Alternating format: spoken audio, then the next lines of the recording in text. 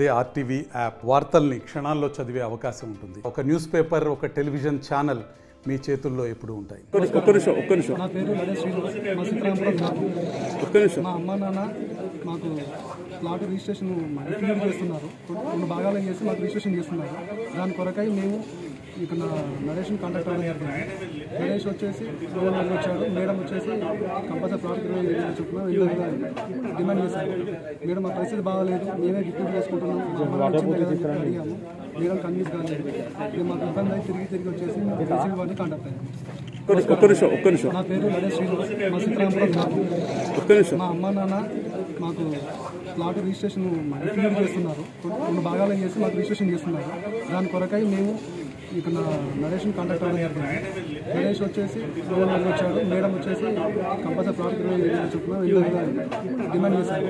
Madam మా పరిస్థితి బాగాలేదు, మేమే గిఫ్ట్ చేసుకుంటున్నాం, మా అమ్మ అడిగాము.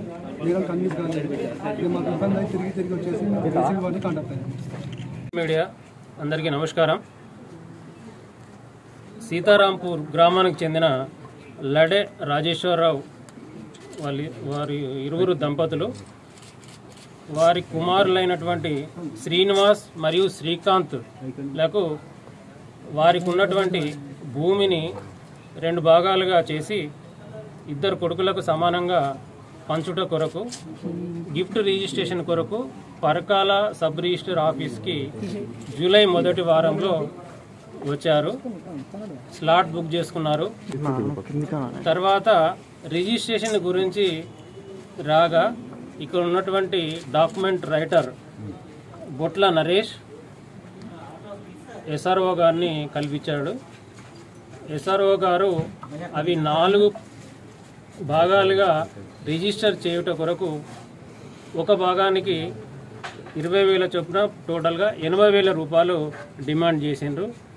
ఆ డిమాండ్ చేసినటువంటి అమౌంట్ శ్రీనివాస్ మరియు శ్రీకాంత్లకు ఇష్టం లేక శ్రీనివాస్ గారు మా దగ్గరకు వచ్చి 22వ తారీఖు నాడు కంప్లైంట్ చేసిండు.